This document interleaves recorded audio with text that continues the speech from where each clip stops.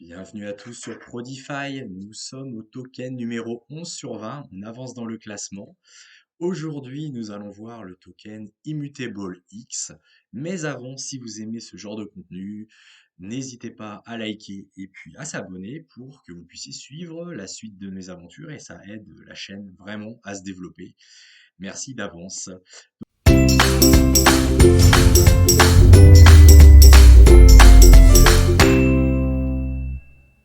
Donc, Immutable X, qu'est-ce que c'est? Eh ben, on retourne sur un layer 2 d'Ethereum.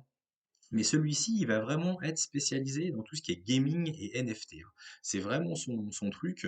Donc là, vous avez la page de présentation. Vous voyez, la petite présentation. Voilà. On va aller sur l'accueil. Vous allez voir, il travaille avec énormément de projets. Alors, il me semble qu'il y a un petit... voilà. Illuvium, vous devez connaître. God Chain, voilà. C'est vraiment des gros projets. Il y a également Cross the Edge, il me semble. Il n'est pas là. Alors, il doit être dans la liste. Ouais, voilà, il est là, Cross the Edge. Voilà. C'est vraiment le gros acteur gaming sur Ethereum. Donc, vraiment, vraiment gros potentiel. Vraiment à suivre de très près. Vous avez ici la marketplace, si vous appuyez. Voilà. Tac, avec les collections. Ah, il me semblait qu'on pouvait voir. Oui, voilà, c'est ça. Voilà, les collections, le top des collections, etc. Oui, il y en a pas mal. Et puis, vous avez également, si vous cliquez sur Token, vous allez arriver sur la plage du wallet, notamment. Voilà, vous pouvez staker. Bon, ça c'est classique. Vous cliquez là, et ça vous ouvre une page, et c'est le wallet pour les Immutable X. Donc, vous allez pouvoir les acheter, les stacker, et puis gérer toute votre... voilà, vous arrivez là-dessus, vous voyez, Connect Wallet, etc. Bon, c'est du grand classique, je pourrais faire un tuto si vous voulez. Vous mettez le nombre de d'IMX que vous voulez, stacker, et c'est parti. Voilà. On peut vraiment, voilà, vraiment le garder sur le long terme. C'est très très bien fait le site. Vous avez toutes les options. Alors, où est-ce qu'il en est à l'instant T, ImmutableX par rapport aux autres layers 2? Alors, il est à peu près à la même market cap que les optimistes et compagnie. Par contre, si on prend le numéro 1 actuel, donc Matic, en layer 2, vous voyez, il est nettement inférieur au Matic, hein. On a un x15 encore de marge, donc voilà, énormément de multiples possibles. Au niveau de la fiche technique sur CoinMarketCap, donc on est 64e, on a actuellement un market cap de 734 millions et on est dilué à 40%. Donc le fully diluted sera 1 milliard 800. Tac. Vous pouvez voir la courbe. Alors, il n'a pas eu de chance, c'est qu'il a été sorti, il a été listé pendant le bear market. Enfin, là, on est en plein bear market. Donc, il a fait que descendre. Vous voyez, et là, ça commence à s'aplanir. On verra mieux sur le TradingView. Où est-ce que ça s'achète?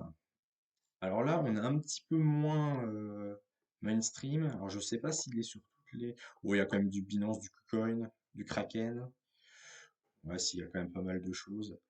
Il y en a peut-être un petit peu moins que sur les autres, mais ouais, si, c'est quand même assez facile de s'en procurer. Après, vous verrez dans le top 10, on va baisser un petit peu en market cap, donc il y a certains projets où c'est un peu plus dur de se les procurer. Au niveau du cours, donc vous voyez effectivement, sorti en bear market, on descend, on descend, on descend, on descend, on dit un petit peu, on descend, on descend, on descend, et là on commence à s'aplanir. Donc ça sent bon le bottom, vous voyez. Euh, Ah, ça me fait penser à quelque chose. Je voulais vous montrer d'abord la tokenomics, puisqu'effectivement, comme je vous disais, il y a 40% qui est en circulation. Mais s'il y a un petit point faible, c'est éventuellement ça, c'est-à-dire le vesting, la libération de tokens au fur et à mesure. Vous voyez que c'est assez pontu. On sera tranquille au niveau du Immutable X en octobre 2025, hein. Donc, vous voyez, là, on est en plein milieu de la montée. Alors, le plus dur est passé, mais il reste encore une bonne moitié à monter. Notamment, vous voyez que là, il y a une marche énorme, puisque vous voyez, il y avait les private sales et les projets développement qui sont rentrés juste là. Alors, ça correspond au mi-novembre, grosso modo. J'essaie d'être précis, 28 octobre. Ouais, c'est ça, au 1er novembre. Vous voyez, il y a une grosse marge d'un coup qui fait qu'il y a une grosse diffusion de tokens. Après, bon, ça monte beaucoup, mais c'est quand même plus progressif. Et si on regarde au 1er novembre ce qu'a fait le cours, vous voyez, alors ça a descendu, ça a descendu, ça a descendu. Là, on commençait à avoir comme un petit W.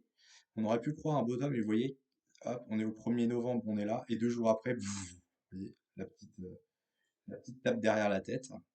Alors, c'est pas forcément dû que à ça, ça peut être aussi dû au mouvement du Bitcoin. Vous voyez que souvent, quand il y a une grosse libération de token derrière, ça fait mal, hein. Là, si vous êtes rentré là, vous pensez que vous étiez au bottom, bon, vous jouez le W, la ligne du coup du W, hop, et après vous prenez quand même, alors je suis pas très droit, vous prenez moins 40%. Ça pique un peu. En tout cas, à court terme, si vous voulez prendre du Immutable X, donc on est largement en zone, vous voyez, on est très très bas, donc on est en bonne zone de rechargement. Après, si vous voulez optimiser l'entrée, comme je vous le disais pour le token précédent, vous pouvez attendre un retracement, parce que là, c'est du FOMO, hein. Oui, on est passé de 38 centimes à 4, on a quasiment fait x3, donc c'est un peu suicidaire de rentrer maintenant. Sur du long terme, non, hein, mais là, je parle sur du court terme. On pourrait attendre au minimum un retracement au 38,2 de Fibonacci, donc à 77 centimes, voire l'idéal, ce serait que ça retrace entre 60 et 50 dans cette zone-là. Ce serait vraiment une entrée très intéressante. Parce que si on met un petit RSI, on doit être très très haut au vu de la belle montée. Alors, le RSI, il est là. Vous voyez, en daily, on est en surachat. On fait des méchants M, donc on peut quand même s'attendre à qu'il y ait un retracement. Ce serait bien de rentrer à peu près à 50 de RSI, hein, ça serait quand même mieux. Donc attendre soit une consolidation, mais encore mieux, comme je vous disais, le retracement un petit peu, voilà, qui s'accompagnerait d'une baisse du RSI, puis rentrer pour faire voilà, un beau W de continuation. Et puis on pourrait aller sans doute beaucoup plus haut, même si en 2023, à mon avis, ça va pas retracer beaucoup, ça risque de faire plutôt une petite montée, et puis le gros retracement se fera sans doute après le halving en 2024. Voilà, bah écoutez, c'était le numéro 11, Immutable X. N'hésitez pas à liker et à vous abonner, et puis on se retrouve prochainement pour la suite du top 20. Bonne journée à vous, ciao ciao.